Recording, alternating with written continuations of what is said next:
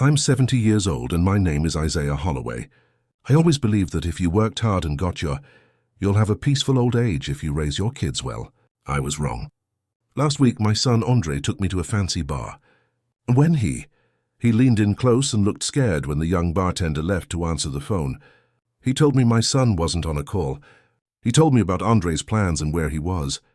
5 minutes after that, I was leaving and my old bones hurt so much as I climbed out of the bathroom window. I cried when I saw what I did in that dark alley.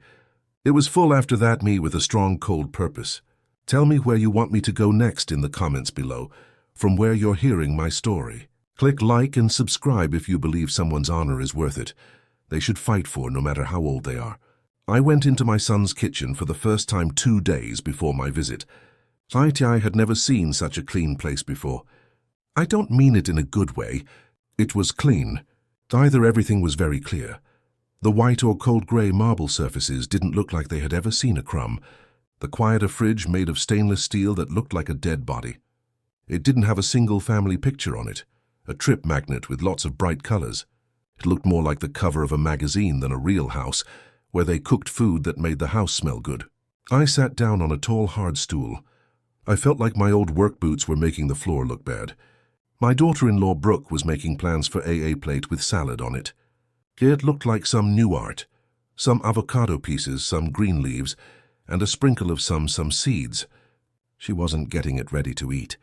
She was taking pictures of it with her phone, moving the plate around to find the best light. To get the right light, move this way and that. You have to truly understand what she said to the air. Her eyes got stuck on the screen. On the web, people want the truth. I thought about what was real, about a $20 salad that nobody was going to eat. I saw scars and calluses on my hands from 50 years of putting steel and wood to work. It was true. He brought 2 glasses of wine inside. He put one down right in front of me. "Dad, try this out." It was a French red, he said. Not like the cheap drinks you normally drink. Just a little pushed the glass away. Because of what happened with her dad, my wife Annette never wanted drink in the house. That was something Andre knew he could have forgotten. Perhaps he no longer cared. Andre told his dad, "Tell Brooke an old story to take up the empty space. Tell her about how you put together the woodshop from scratch." I began to tell it in the beginning we had to get scrap wood from building sites because we couldn't get it anywhere else. Not able to buy new. Annette and I stayed up all night during the storm that almost tore the roof off. Night with blankets and buckets to try to save it. In my mind, these were the core of our family. After that, my old friend Henderson gave me $500 just by shaking my hand. Shaking hands. Andre cut him off right away with a fake laugh. This is what Dad means. He made a good business plan and got the first money from an angel backer who thought his idea was good. He winked at Brooke. Sometimes my dad is too humble. I slid down, "Be quiet." He didn't just repeat what I said. He was making the past different for me. He was getting rid of the poverty, the hardship and the kindness of my friends and making my life clean. Bright for his new life. "I'm just glad you sold the house." Andre kept talking about different things. It was a burden. "Now that you're retired, you can finally take it easy and enjoy life." A load? Here's the place where my wife and I worked hard and laughed for 40 years was a drag. It hurt to breathe. Seeing that little boy who used to run around that shop with sawdust in his hair and look at my son. But he was no longer there. An unknown person took his place. They talked about money and looks in a way I didn't understand. After Brooke laid out a big stack of papers on the table after dinner, so she could do what she called her evening meditation, the table I'm sitting at. There was a strong smell of new paper and printer ink in the air. I asked, "What's this?" "Just some investment papers, Dad," he said, but his tone was too smooth. "I talked to my finance helper. Have a great portfolio for old people. It has low risk and steady yields. Make sure you have everything you need for life." He pulled out a pen that looked rich and turned the stack over to I had to touch a blank line next to my name on the very last page. "All you have to do is sign here and I'll do the rest." It must have been at least 30 pages of legalese in small print. "Do the rest. Let me read it first," I said as I reached for the stack. An angry thought crossed my mind quickly. His smile went away. "Dad, you don't have to do that. I've already read everything and I swear it's good for you." "Hey, son," I spoke in a soft, quiet voice. "I haven't signed anything without first reading it for the last 70 years. I'm not things were about to start. There was a new kind of silence in the room. It wasn't just strange, it was heavy. I could feel waves of his anger and impatience coming off of him. He was hiding something from you. A good person is never in. He let out a long, angry sigh, stood up and said, "Fine, but don't wait too long. Good chances don't last long." He turned around and left the room, leaving me with the papers and a chilling feeling of fear that was just beginning to take hold in my stomach. He said he did it to forget about the worry. Andre brought me food to a bar down the street.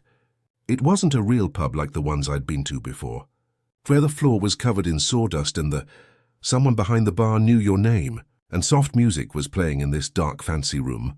Slow heartbeat sound.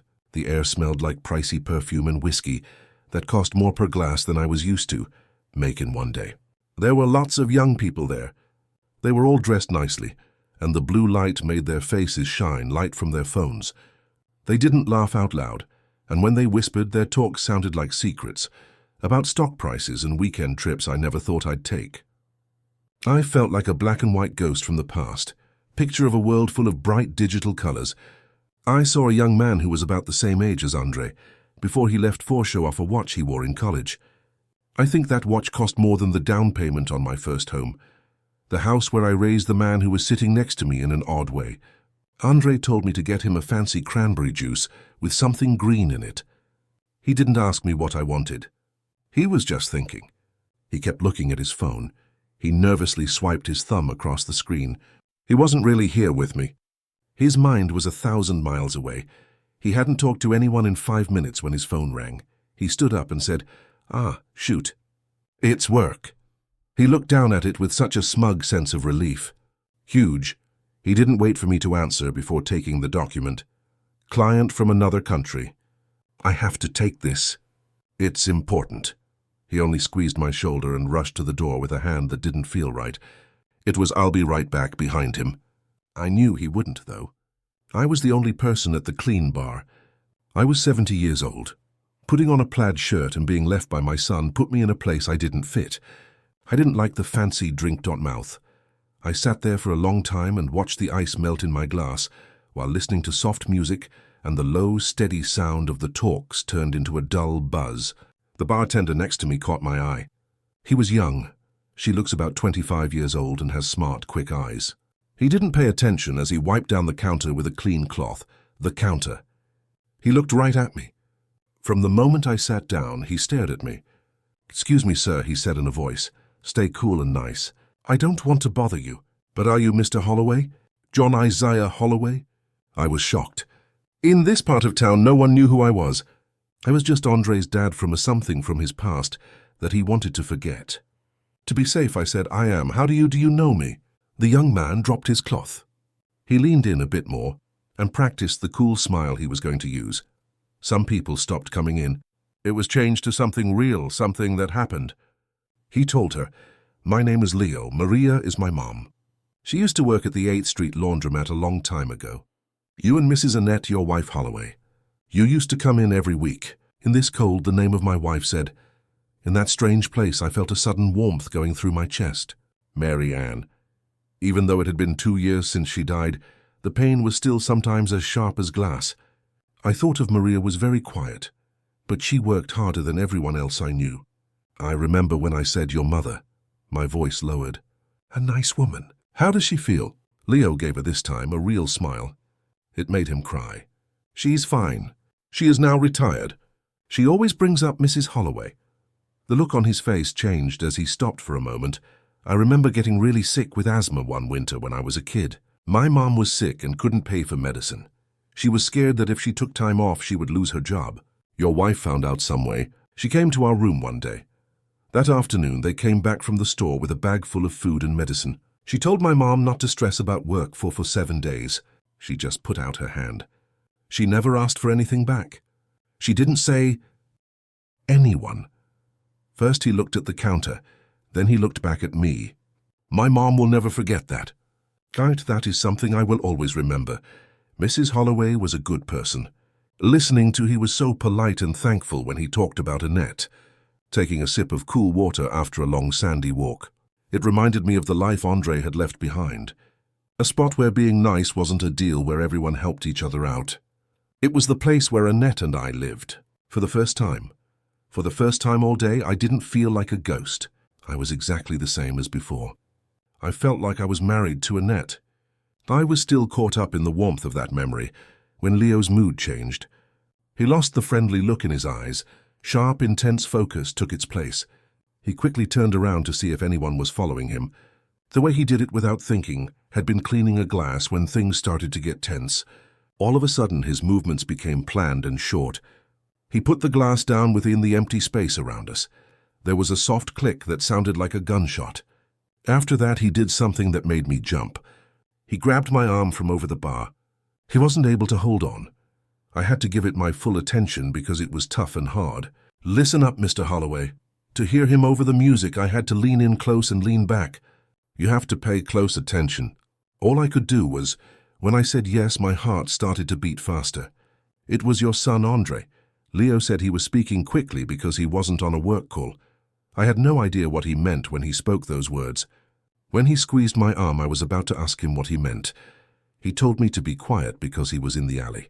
Leo kept going out back, his eyes jumping from place to place, to a door that says staff only. He's with a suit-wearing man who looks like he breaks things for a job. It's the third time this month that I've seen them. My mind was having a hard time. It didn't make sense, an alley, a man in a suit, but it did. Then Leo hit them hard. "Mr. Holloway, they weren't talking about investments. I heard them last week. They talked and screamed about your house, trying to sell it, and..." His voice was scared. The world was turned upside down. The warmth from Annette's memory failed, and I felt a chill go through my body. The job and the rush to get me to. He got mad when I told him I wanted to read the sign. Everything I thought about smashed into one. My son wasn't trying to help me. He was trying to take things away from me. The pub went away, and all I could hear was my heart racing. I looked at Leo, and he saw the same thing. He gave me one last squeeze on the arm and then let go. He picked up his cloth and walked away, as if nothing had happened. But it had all happened and changed. My mind was going fast, but my body knew what to do.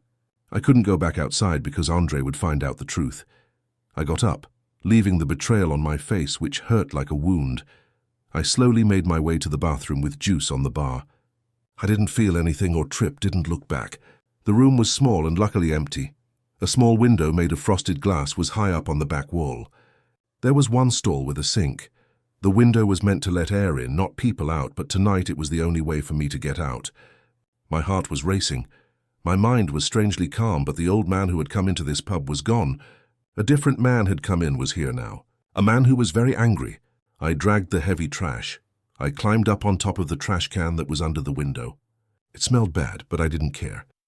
It hurt my knees, but I did it anyway. I thought for a moment I wouldn't be able to open it, because it was stiff from the rust and paint. I put all my weight into it.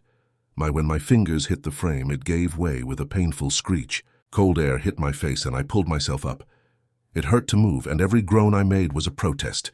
But the fire in my gut was stronger than for a moment. I was stuck between going in and going out, which was a stupid sight for everyone to see. But I kept going, and I fell out and hit the wet alley floor hard. I lay there for a second, my bones shaking from the impact, before quickly getting up. I had to see it for myself to know. The next morning I was the first one up, but I didn't get out of bed. When Andre knocked on my door, I let him in. When I finally answered, I made my voice sound weak. "I'm not feeling so great, son," I said, making you cough. "Slow down," my old bones told me through the door. "I think I'll just take it easy today." I could almost hear the gears in his head turning as he stopped for a moment. Then his voice came back, full of fake worry that was as thin as old paint. "Yes, Dad, do not get up. Brooke and I will bring you some breakfast." I didn't want their meal. I did not want them to be stressed. They had to leave so I could think. It was important for me to have a quiet house to think. After an hour, Brooke came in with a tray. There was a small bowl of oatmeal inside and orange juice. "We worry so much about you, Ike," she told him, putting on a fake sweet voice. "At my age, it's important to listen to your body. Now I hear the words for what they are. An insult. I thought they were meant to sound loving. They told people I was weak, not reliable, or maybe even a little seen. I did what I could. Even though I only ate a few bites, I told her the oatmeal was good. It had a taste like wallpaper glue. Andre stood by the entry in a suit that most likely cost $1,000. He said to his dad, "Just take it easy today. Don't worry about anything, especially those hard papers." He smiled and said, "I told you I'd take care of everything." His eyes were smart and sharp. He looked at me to see how I felt, what I said. Now, everything he said meant two different things. It meant, take it easy, don't think too much. Also, don't worry meant don't think too hard. I'll take care of it. It was all a threat. I gave a slow nod and looked down at my bowl. I said, "Thank you, son. I'm grateful to have your taking care of me." Even though the lie was awful to taste, I forced myself to swallow it. I had to do it. This was the only way for me to find out how bad this betrayal was. I knew what to do as soon as I heard the front door close. Done. I was no longer an old tired man. As a hunter, my game had just left the spot. Even though my hands were shaking, I could still think straight. There was only one person I could trust. I found my old he told me it would help me stay in touch when he gave me a tablet for Christmas 2 years ago. I knew how to make calls, but I didn't use it very often. I pulled up her number on my phone and pressed the button. The phone went off twice before she finally answered. I remembered her voice very well. It is strong, sharp, and doesn't leave room for noise. There is talk from Emmanuel. I spoke, but my voice was very low. "It's Ike Holloway." The other end had a short pause, and then her voice got warmer right away. "Ike, what a long time it's been." "Long? Hey, old man!" "How are you?" The last time we talked was at Annette's funeral. My spouse and I had been. They've been friends for decades, ever since they were both young women fighting for neighborhood projects. I had Amani, she became a tough lawyer, but she never forgot where she came from. "Hey, Amani! I'm still here, but I need your help." "Help," I said straight away. "This is about Andre." The joy in her voice was taken away by a professional. "Pay attention. What did he do?" I took a deep breath. "I need to sign some papers for him. These are papers for investing, as he says. As if they were for my retirement." There was a lot of paper in front of me, next to the bed on the table. It looked like a snake that was ready to strike. But Amani was in a hurry, a real rush, and it doesn't make me feel good. She didn't know about Leo, the bar, or the alley. Not yet. I had to first. Let's talk about the facts. He was quiet for a moment as he thought. She knew who I was. She knew.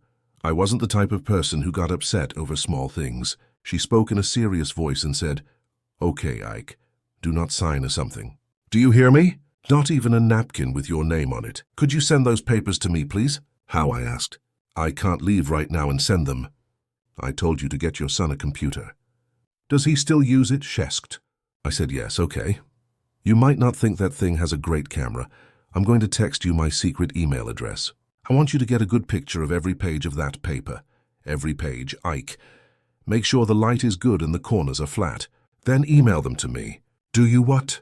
It was rough, but her voice made me strong. "This is something I could do. A real step." "That's what I said I could do." He told her, "Good man. Get them to get in touch with me right away. I will make time for you. Also, Ike, watch out. If you should trust your gut when it tells you something is wrong. You've been right in your gut for 70 years. The call ended, and it wasn't long before I saw a message with her email address. I used my hands to pick up the stack of papers, was surprisingly stable, so I got to work. One by one, I laid each page flat. The lamp by the bed was on when I took the shot of the bedspread. Everything. It was weird to think that I was a spy in my own son's house. I kept going, though. It was no longer just about me. It was important to protect the house Annette and I built, and the legacy we were meant to leave behind. Leave behind. It hit me hard when I sent the last picture, and the house was so quiet. It was quieter now than before. In the past it was painful. Now it was all locked up. Getting ready for a money it was hard to make the phone call. I could not just look at the walls in that guest room. I had to leave. I went, "I'm going to the kitchen to get some water." The cold, smooth floor felt good under my feet. I took out a drawer. I wanted a normal glass instead of one of their fancy wine goblets. It was a normal junk drawer that every home has. Had a nice stack of papers, batteries, rubber bands, and takeout menus under it all. Each envelope was held together by a thick rubber band. They were in my hand for a moment before I picked them up. They weren't junk mail. There were calls from a car shop, a credit card company, and a private lending group I had never heard of. I took my time taking out the top one. It was written in bright red ink. One last warning. It got cold in my body. Me make another one. Past due. One more. Right away payment must be made. It made them feel bad because it showed they had lived their lives owing money and time. This lovely house wasn't a home. It was a stage. All of the props were not real. I closed the box and put the letters back in the same way I found them. I looked at the living room again, but this time I saw it differently. I looked at the big bright picture on the wall. From far away it looked good. I thought it was a picture at first, but up close I saw it wasn't. It's possible to buy the picture online. It was stretched over a frame to make it look like the real thing. There was no feel, no give it life.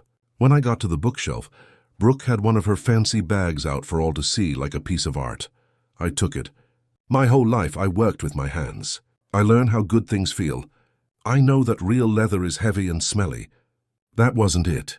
It was thin like plastic and being dead. It was a cheap lie meant to trick people who didn't know any better. Seeing his nice watch was sitting on his desk in the little office nook. I took it. It wasn't heavy enough. It felt it's empty, like a toy. The watch on his wrist and the art on the walls were both well thought out. Something. My son was in a lot of trouble. He was going to drown. They were living in a house of cards, and they were about to take my house, which was the only real thing we still had. Come down with them. At that very moment, my tablet began to shake on the kitchen counter. It was the Imani. My heart jumped into my throat. We should no longer wait. It was time to discover the truth. When the tablet buzzed for the first time, I picked it up. Yours, my reflection, was shown on the dark screen. An old man who looked scared and worn out.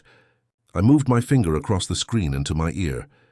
Her voice was flat as she said, "Imani Ike." All the love from the last call was over. Something hard and cold like steel had taken its place. "Ike, I've read every page." I held my breath as she said, "Read it twice," and then I could hear her papers moving. "Your son is a liar." The things she said were not kind. They were brutally honest and scared me. These are not papers for spending. These investments are for retired people, and there is no money set away for your future. Ike, it's all a lie. I had to hold on to the edge of the kitchen counter to keep my balance. What is it? I could barely say it. It's a deed of quitclaim. She said Ike and she left, said the word slowly and clearly like a judge giving a death sentence. "Do you know what that is?" A soft voice said it. "It means you're giving up your land. You're giving up the house you built with Annette. Give your lives to Andre for $1. It's secret on page 17 in a sentence full of legalese that will make your eyes glaze over. Ike, it's a trick. The meanest and longest trick in the book.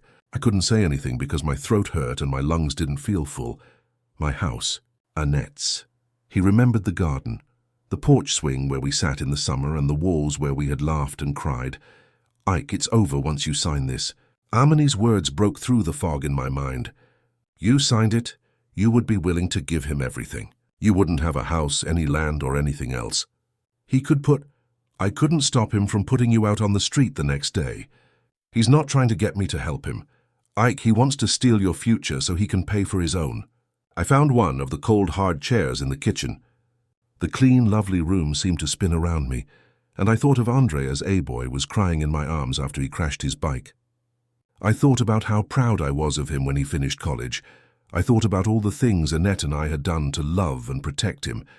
He was saying thank you by giving us something in return. The shock was so strong that it went beyond sadness and grief and stopped. It feels like the stillness before a storm, cold and heavy in my bones. While Amani was still talking, I wasn't paying attention.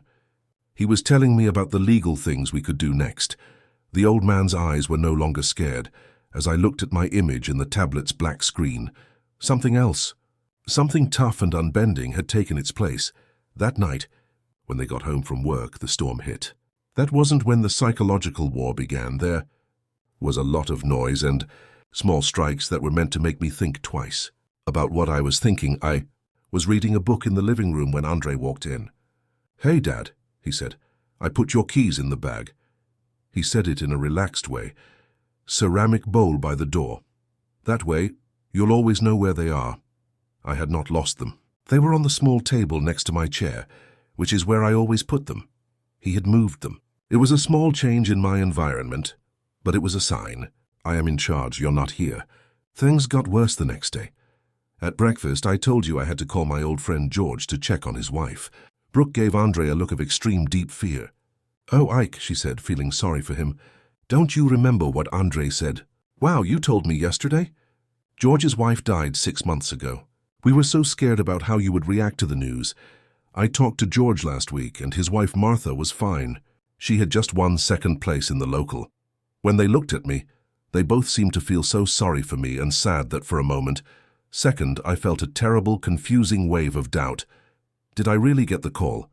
Did my mind play a joke on me? On me? After he sighs, Andre hides a look of success in his eyes and says, "It's okay, Dad." He then pats his dad on the back. My hand. Remembering things is hard. They were trying to put up a cage around my head, and the bars were locked.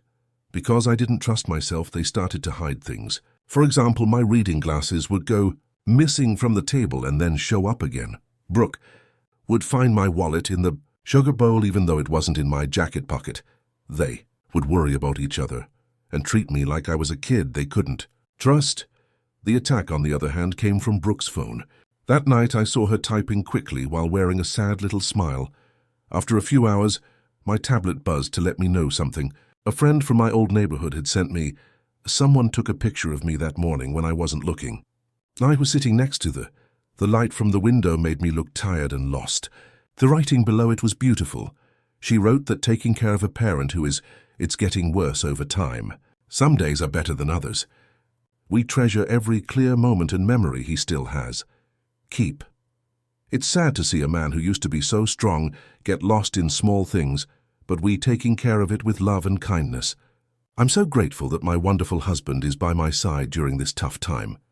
There were a lot of hashtags at the end. Family journey for elder care, love my pops, raise knowledge about dementia, and stay strong. She was writing a story for the public in which Isaiah Holloway was described as crazy. I was writing a story that would make anyone, even a judge, question my skills. Any protest I held would look like a sign of the confusion she was talking about. When I read the post, I was so angry and cold that it hurt. It burned away the last of my sadness. They weren't just trying to take my house. They were also trying to take who I was. They tried to erase me so that I would turn into a weak old man before I even left. I turned off the tablet. I sighed as I looked across the room at the family watching TV. They looked like the perfect, loving family. I looked blank and confused. If they wanted me to be an old man who forgot things, that's what I would be. I would be that. I would play their game. I would be the most lost old man they had ever seen. From inside the box they built for me, I would find a way to break their whole world apart. I leaned into their story. I played the part they had written for me. The next morning I asked Brooke what day it was. "It's Saturday," she said. "Wednesday, Ike," she said softly, as if she were talking to a child. It made sense to me, so I agreed, got some coffee, and sat down at the desk. In 5 minutes I took my eyes off my coffee and asked Andre's son, "What day is it today?" The other person and Brooke looked at each other. It was a look that said, "We won together." It proved their claim that my mind was getting worse.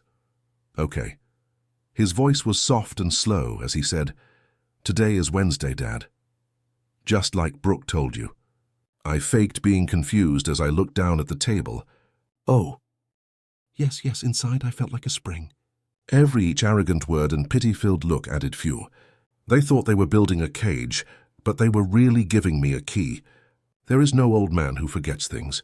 He's not a threat. He is a person. He will understand and remember what you say when you talk to him. So it was hard to see me. In a low voice, I began to talk to myself. For 1 minute, I would stand in the middle of a room. I seemed to have forgotten why I came in as I looked around. The whole afternoon, I tried to figure out their hard pushing the wrong buttons. On the TV remote made the screen flash strange colors until Andre came over with a long stick. He sighed and turned on a show about nature for me. "Here you go, Dad," he said. Easy and nice. I pretended to be interested in a show about birds that migrate while I was really listening. Too heard them talking about interest rates on the phone in a low voice. Brooke was upset about how much it cost to. They are going to Aspen soon on a trip. I heard Andre telling the man from the alley to wait a few more days on the phone. My dad isn't all there. Just wait until the right time comes. Things were getting messy.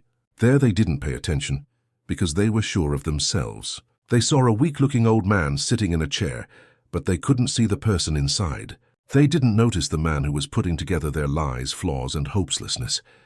I moved around when I walked. When I saw the coffee mark, I felt bad about what I had done. I didn't close my mouth. I did it for a short time while I watched TV. I changed into a ghost in their house and was moved around like furniture. Look around. And I watched, listened, and waited the whole time. I was no longer just a trap they set for me. It was now a part of me. I played the fool in their play, and I was going to make sure it was funny, strong enough to lead them straight to their own death. They thought I wasn't thinking. They had no idea who I was, using it to write their last act. The worst parts were the nights. The house would be very quiet around midnight, but my mind would race for hours on end. I didn't do it until the third night of my show, when I heard the sound. The low hum of the air conditioner came after the soft click of their bedroom door. I gave them an extra hour to be safe. After that, I got out of bed quietly. The tablet was on under the bed, with a black mirror in front of it. It felt weird in my hands, like something from Andre's world, but tonight that was all I had to work with. I went into the guest bathroom without being seen, shut the door and sat down next to the tub. The only light was the dim glow from the screen. The man in the suit looked like someone I didn't know, beginning with what I knew because I could see it from the lane. I put in Andre's name and the name of his savings and loan. The end result was the business's website. It was shiny and businesslike, and there were lots of pictures of Andre and his partner laughing.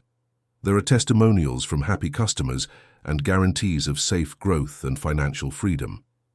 It was the public face of Thea Lovely lie that was told with care. I knew deep down that the truth was there. To search, I opened a new tab.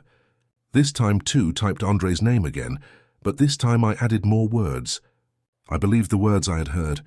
Court case, debt, complaint about loss of cash. I looked for a long time, but couldn't find anything. The same old thing, more stories that talk about how great his business is, and more links to his great social media pages. It was like a castle in the sky. I was patient, though. I lived for 50 years, how to figure out where a piece of wood is weak. I would also try to find the weak spot here. I kept reading by scrolling, going through page after page of search results, not just the top ones. Then I found it. It was a link to an online group for investors that not many people know about. It had been 2 years since the post. I became very scared when I saw the headline, Warning about Holloway Financial Group. I pressed the link. A man who seemed to be retired wrote that he lost all of his pension money in a risky bet. It was Andre's company that suggested the tech fund. He said that Andre was a con artist who liked to talk to older women clients. Has anyone else been hurt by this guy? Was at the end of the post. Below it were dozens of each story with an answer. A woman who lost the money from her husband's life insurance. Someone young who lost their deposito get a house. It was a cemetery for broken hopes, and they all led back to my son. I tried to find the fund's name. They all talked about it. It turned out better. Articles about how quickly it fell and reports that it was owned by bad managers. This was a bad idea. This turned out badly. In one of the longest posts, someone talked about what took place after the fund ran out of money. He wrote about the pushy lenders who started calling to offer loans to help There were people who were in a lot of trouble and had lost all of their money. He talked about Apex Holdings, a company whose name made it sound like it was dangerous. I type Apex Holdings into the search bar. Things did not turn out the same. The website didn't shine. It was very plain and easy and scary. There were no smiles. He was on our team page. There was the man from the alley. The picture was of a cold, businesslike photo. His eyes looked like sharks. His name was Silas Thorne. I had know him. One more search tab was opened. I put in Silas and Andre Holloway Thorne. The fort broke down. I found records that anyone can look at. Liens on Andre's house, loan with high-interest contracts with harsh punishments. It was clear from the long strings of zeros that how much myth his own son had dug. I felt sick because the bill was so big and heavy. I finally got it. The watch, the fake suitcase, and the need to look good. Not only were they living past their ways, people tried to find them. Silas Thorne was the hunter, and my son was the game. And how much my son's he paid for his freedom, with my house, Annette's house, and my house. The only real thing was the only thing left in the world. The last puzzle piece fit just right. The tablet was turned off, and the small bathroom got dark. I sat on the tub's edge for a very long time spent by yourself with the truth. The shock was over. The sadness was over. A cold, hard thing was all that was left. Okay, I knew what I had to do and who I was up against, what I needed to do. As I sat in the dark bathroom tub, the cold porcelain water seeped into my bones. I didn't feel it, though. Everything looked awful to me now, like a terrible picture made up of talk in a bar, paper on a screen, and the way a fake leather bag feels. It wasn't just a story about a kid who wants to cheat his old father because he is greedy. It was even worse than that. The story was scary. I saw Andre, my smart son, fly too close to the sun. While he was gaming, I saw him make promises he couldn't keep. People's life savings to help orphans and retired teachers plan for their futures. I saw it all fall apart. The fear that happened after that tech fund failed. Then I saw the shark, being in the water and swimming, Silas Thorne. He did more than lend money. He gave us an idea, a tether that was really a rope around their neck. My son took it, even though he was scared and felt bad about it. He agreed to keep his promise to a devil. Doesn't work. That nice car, that clean White House Brooks, and the made-up life online. It was all a last-ditch attempt show. The show was meant to make everyone, maybe even them, believe that they were still winning, even though the water was rising around their necks, roses all around their necks. They weren't very smart. The kids were scared and had to stay in a pricey jail that they made by hand. And my house, which I owned and paid for, was held hostage, keeping that they were still alive when the shark tried to eat them. The fact that I knew this didn't make me forgive him. It was too deep and too cruel to forgive. Plans for that. But it made me feel different about my anger. There was more than just my son's greed that I had to fight. When he decided to end his own life, he showed weakness, fear, and a loss of morals that I had to fight against. Farther to avoid what would happen because of what he did. He was stuck like an animal, and animals that are stuck are the most dangerous. He was still dangerous, but he was also sad. My son wasn't a bad person. He was just a weak person who chose the wrong thing. And I was the one, as his dad, who would have to handle it. When I called Amani again, the window was already grey from the first light of dawn. I not able to sleep. I didn't have enough money to sleep. The first thing she did was answer. Her voice was alert, as if she had just been ready. "Ike, what is it? I understand why he is Amani. Do it." My voice was low as I spoke. We were wrong about how bad it was. It's not just greed. I told her everything for 10 minutes. The investors lost a lot of money on Apex Holdings, Silas Thorne, and the tech fund that failed. The huge amount of debt. I told her about the fake watch and the stack of quit letters that were hidden in the junk drawer. It made a picture of my son's life, which was empty and hopeless. That's a skill. She could listen without being spoke to. She was a great lawyer and a better friend because of it. When I was done, her steady, calm breathing was the only sound, being alive. "So he's not just lying," she finally said in a loud voice. "He feels like an animal that's been caught." "That's worse, a lot more dangerous. What do we have to do?" I asked. "The law is on our side. He's dead to rights," she told Ike. "This is known as financial abuse of an older person. With the claim to quit, we could charge him with fraud if we used the deed as proof and looked at all of his debts together. He could end up in jail. A long going to jail." It was like getting hit in the face by the word. Even though I was mad, that thought of my only son being locked up hurt so much that I couldn't stand it. He had betrayed my faith, but my family was still there. He was still Annette's son. I didn't say coming out before he time to think. "No jail, I'm not going to hurt him like that. There must be a different way. A way to stop him and keep not to hurt what's left of him by the house." The line went silent for a long time again. I almost heard Imani. Think about the moves that are allowed in chess. If we don't use the threat of jail time. "Ike, our power is limited," she said it softly. "He has the emotional cards. He's your kid." What she said was a dead stop, and for a moment I felt lost. But then a memory came to mind, breaking through the fog of my tired and angry. It was a memory of Annette sitting on our porch during her last week. She was weak, but her eyes were as clear as ever. "She had my hand," she said, Ike, in a soft whisper. "If Andre ever gets into real, You must know something about him that he won't tell you because he's proud. Our old bedit was our wedding present. The recipes from my grandma are in an old tin box inside. But there's something else in there too. My second plan. I had written it off at the time as the things a sick woman says. An extra plan. Now Amani I spoke, and all of a sudden my voice got stronger.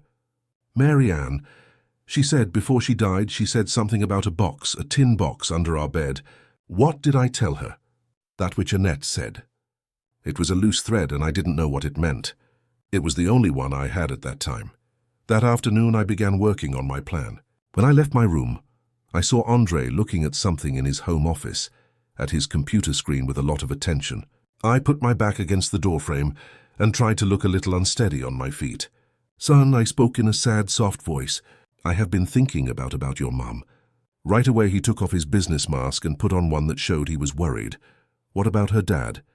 I looked off into the distance and said, there are some things. Some of them were old, like her photographs and that silly music box I gave her for our first wedding anniversary. They're still at home.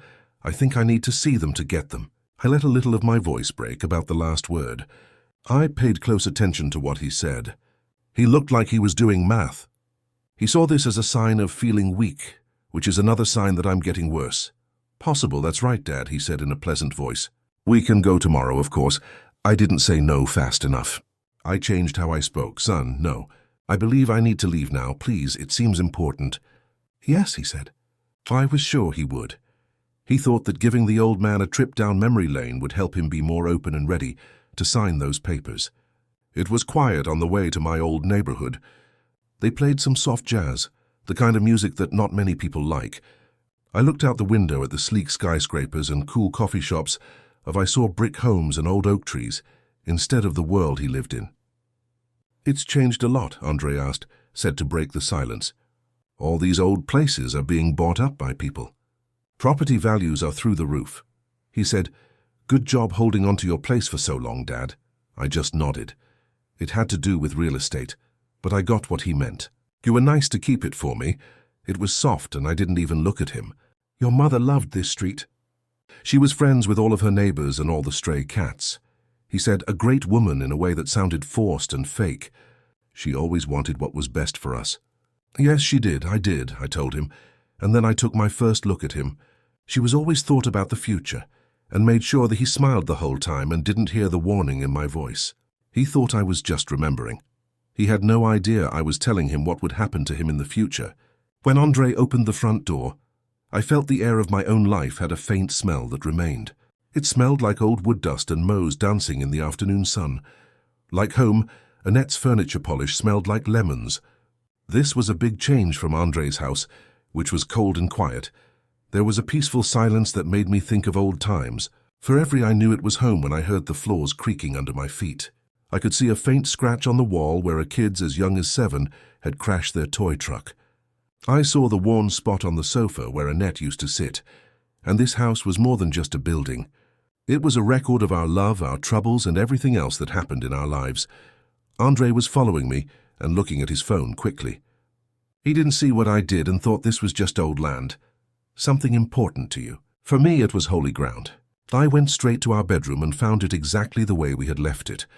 It was still nicely folded, and the quilt that Annette's grandmother had made a long time ago was on the bed. The bed, which was the first thing we bought together, looked small and strong. The first piece of furniture we bought together was both small and strong. It had been there for us through good times and bad. I didn't think twice before going down after almost 50 years of fighting and making up. Even though it hurt a lot, I got down on my hands and knees. There was a lot of dust and darkness under the bed. It was dark when I stuck my arm out into it and looked around. Then I felt the cold, smooth metal of the old tin. Annette kept the recipe cards her grandma gave her in a simple box, with faded roses painted on it. When I took it out into the light, my heart raced. It felt heavier than I thought it would. This box was more than just memories. It was a message from the past. Annette played her last move in a game she thought we could win. She had no other choice but to play. I sat on the floor in our old bedroom, out of the dust that was dancing in the sun all around me. As I lifted the rusty latch on the tin box gave off a smell of old paper and dried herbs. It smelled like Annette and had a light cinnamon scent. On top was exactly what I wanted, as she had thought. Hundreds of her grandmother's recipe cards had faded, beautiful looping script writing on them. I ran my thumb over a gingerbread card, and there is still the mark of an old flower on it. I felt so sad for a moment that it almost knocked me over. This was her, that was the woman I loved. I carefully took the cards out of the deck and set them down. It was a thick paper folder that was crisp and got stuck in my throat. It wasn't labeled on the outside, which is very different from the forgotten personal history of the recipes. My heart hitting my ribs like a slow, heavy drum. I opened it and saw that the first page was a wall of thick law writing. I couldn't understand a lot of it. When my eyes got better, though, some words stood out. The Heritage Trust for Annette Holloway. It stays that way below that. I turned the page and looked over. I found it by reading between the lines. The location is 14 Elm Street. Annette and a notary public signed it in black and white and put a date on it from 5 years ago, right after she died. The important part I read 3 times to make sure my eyes weren't playing tricks on me. When I die, our son was not going to get the land. Instead, it was going to be given to a registered community land trust so that it could be used to build inexpensive homes for families in the area. Trust with the specific goal of building families in the area affordable homes. I leaned back against the bed. It was shaking in my hand and I had a slow smile on my face. It wasn't a happy smile. It was a face filled with pure, unadulterated wonder. Annette, who is nice and quiet, had seen it a long time ago. Because she saw that our son was weak and could turn bad, she built an ark to protect us from the flood. Without a question, it was an act of love that could never be broken. My son was trying to buy a house he could never own. He was after a ghost. I held my wife's dead body in my hand. I was able to win by going back to Andre's house, and they brought a dusty picture album and Annette's little music box. I put them on the table with my other props. Andre and Brooke looked at me with a mix of sadness and anger. They thought the trip would take too long, softened me up and swept me away in a wave of nostalgia, which made me easier to handle. They didn't know I had been getting ready for war. I didn't say anything at dinner and ate slowly, said nice things about Brooke's food, but it was just another boring, colorless dish that didn't taste like anything. They looked at each other a lot, trying to figure out what was going on. It seemed to bother them more than the fake confusion I had shown them before. Someone must have thought I had finally given up and was okay with everything. I accepted that I would get old, forget things and need help. After the food was cleared, I put my hands on the table and said, "I've been thinking." My voice was quiet and clear. "Yes, son, I need to stop thinking about these things now. I'm ready to sign the papers." I feel glad. Andre had a look on his face that was almost funny. He took a shot. He looked at Brooke with pride and a quiet sense of happiness. The end was in sight. "That's great, Dad," he said, his voice rising. "I'm so glad you understand that we're only trying to help," he said in a fake honest voice. "I do," I replied, looking him in the eye. He looked her straight in the eye and said, "But I have 2 rules." His smile got a little tighter. "Conditions?" I gave myself a little shrug to show that I was being hard on myself. "I'm an old man, Andre. I do things the old-fashioned way. I need my lawyer needs to be there when I sign so they can look over everything. Make sure that every I has a dot and that all the T's are crossed. A proper thing to do that you get." He immediately calmed down. Of course, a rude old man who wanted a lawyer was. The action had no meaning and was just a last-ditch effort to feel in charge. Yes, of course it was totally in character. "Dad," he said in a kind way, "do whatever makes you feel good. Second, I told your partner I'd like to meet the man who helped me make this great purchase. I want to be there to tell him thank you in person. He helped our family, so I want to thank him by shaking his hand." They both smiled. That was the last proof of his plan. Even though his dad was getting old, he was willing to sign and even asked for it, to say thanks to the person who helped him rob. The look on his face showed how cocky and proud he was. He saw the ceremony that ended the last winning lap. He missed seeing the lips of the trap close around him. He was dead inside and out, said, "Tomorrow we'll meet at his office." That is a wonderful thought. He got up and looked good with himself, the most beautiful kid imaginable. He didn't know that he had just agreed to take the killer to his own death. I thought Silas Thorne's office would be like that. It was on the very top floor of the room was cold, and not just because it was cold outside. It was in a tall glass building with a view of the city below. It wasn't just cold. It was also strange. There was a wall and a big mahogany desk, with lots of windows and nothing personal. No junk or family pictures. It was Thea Predator's clean home. We were the first ones there. Andre walked in like he was the only one there. Place. He smiled big and was sure of himself. He could see Brooke next to him. She looked like she had just won the lottery in her sharp white suit. They were excited and worried at the same time. They thought this was the opening of their throne. I walked up behind them, while leaning on my cane and playing my part until the end. I looked around the big, scary room with eyes that were a little wide and mixed up. Silas Thorne, they came in after a while. I remembered him from the alley because he was tall, well-dressed, and had eyes that didn't sparkle. They rated you based on how they saw you. He had a smooth, practiced charm as he shook Andre's hand. "Hey, Andre, it's great to meet you," said in a low, smooth purr. "This must be the man of the hour." He smiled at me like a shark. "Irene, hey, Dad, this is Mr. Thorne. He's helping us protect your future." I gave him a slow nod and looked at him. From under my face, I looked up at him. Amani was the last person to show up. She walked in and the room looked different. She was not happy. It was made of leather and was worn out. She was dressed in a simple dark suit and was very authoritative, which made the fancy building look cheap. She quickly smiled at Thorne and Andre, and then came and sat down next to me. Both sides were ready. On one side of the huge Andre and Brooke were cocky and greedy as they sat at the desk. I was ready to fight with Amani, who was sitting on the other side, only the truth. There were a lot of lies, unsaid words, and hopes in the air. There was a storm. The lightning was about to hit. Silas Thorne put his fingers together and leaned back in his big leather chair. A smug, possessive look crossed his face as he looked at Andre. He said, "Well then," and his voice was as smooth as oil. "Let's get to there is a simple quitclaim paper in front of us. It's just a formality to exchange Mr. Holloway's putting his main home into his son's care for asset management. Would be great, Andre. Could you please hand the papers to your son?" Andre eagerly reached for the papers Thorne was shoving across the desk, but they were already out of reach before he could touch them. They stopped when Amani put her flat hand on the folder and said, "That won't be needed."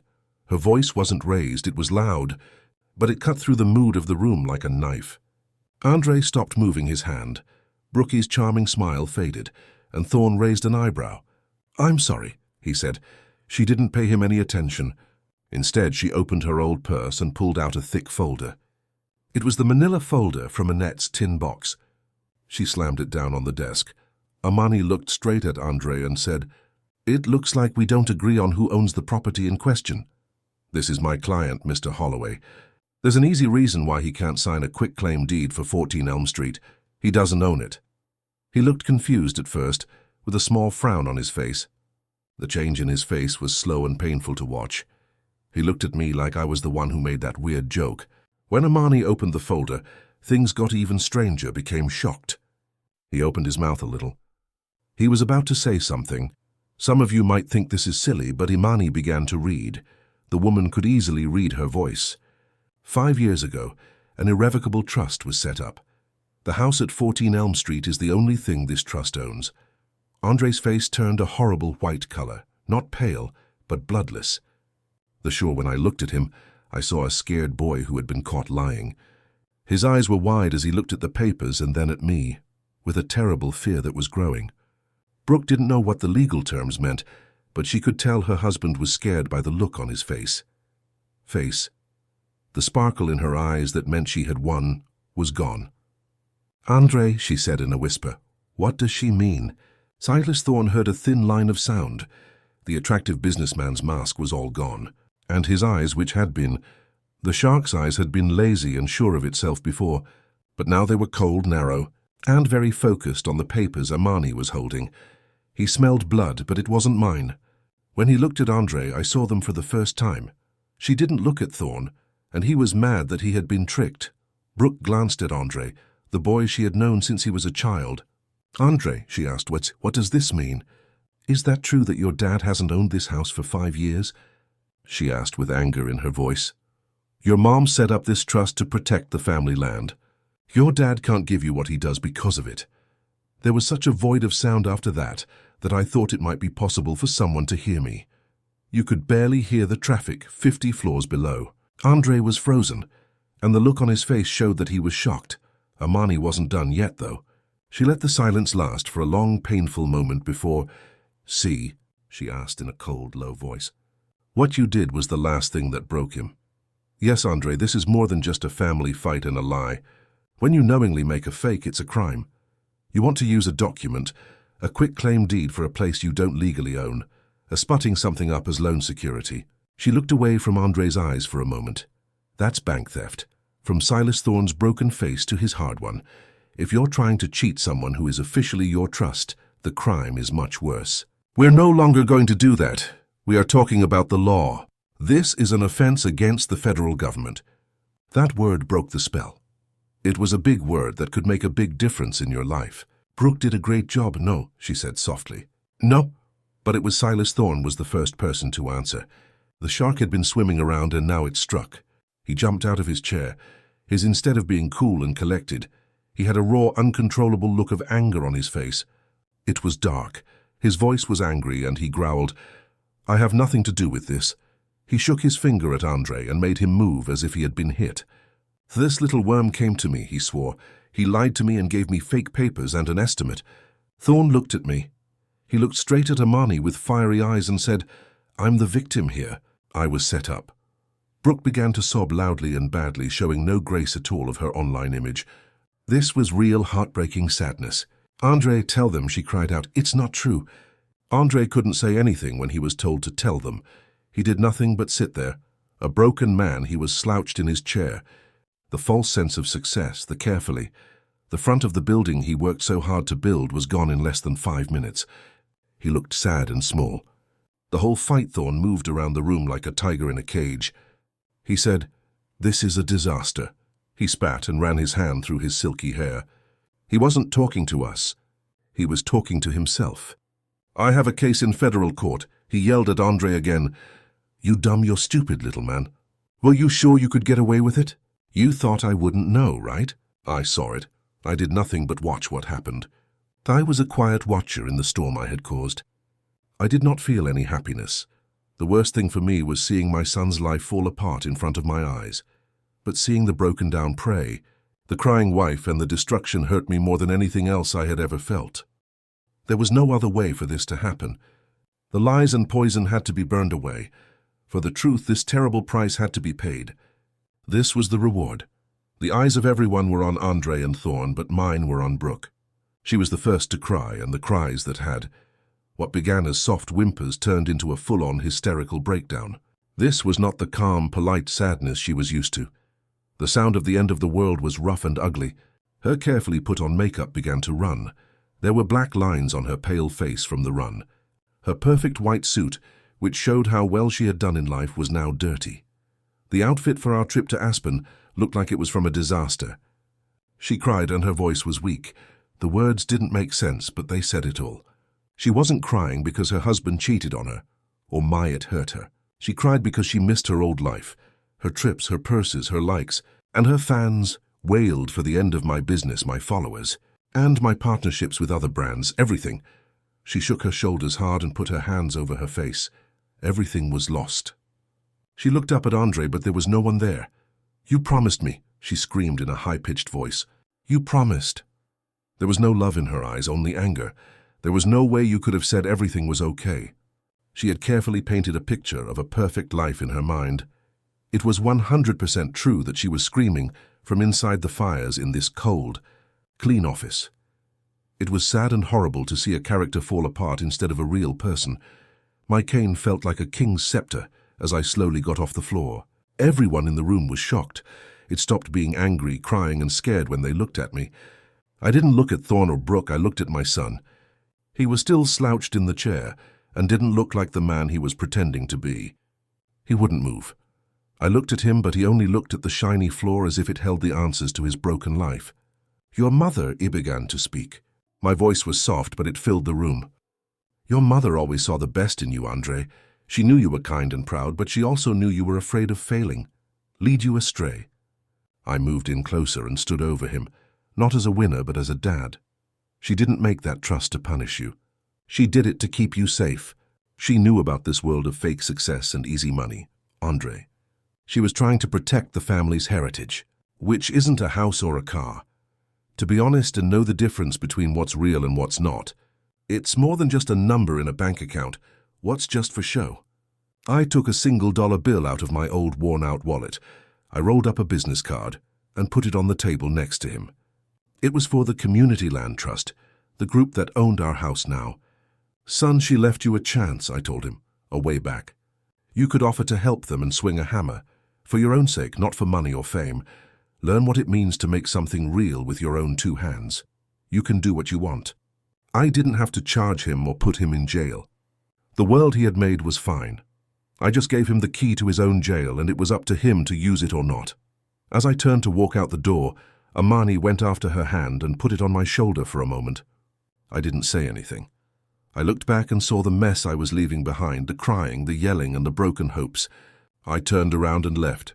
When I left that cold glass tower and stepped out into the sun in the afternoon, I felt calm for the first time in a long time. My son wasn't hurt. I had kept my wife's heritage alive. I had stood up for they had their honor back, which was a win worth more than any house or money. Just one more thing my wife, Hannette, taught me. A family's true heritage isn't the stuff they own or the honest and wise things you do are more valuable than the money you leave behind. My son was lost in a world of fake success. In his weak state, he tried to bring me down with him. Learned that letting your kids make mistakes isn't always the best way to show love. Sometimes getting them to face their mistakes is better. I had to face a painful truth. I had to keep the false idea of wealth from destroying our real heritage, which was based on honor, that can break a family apart from the inside out. Please tell me what you would have done before reading my story.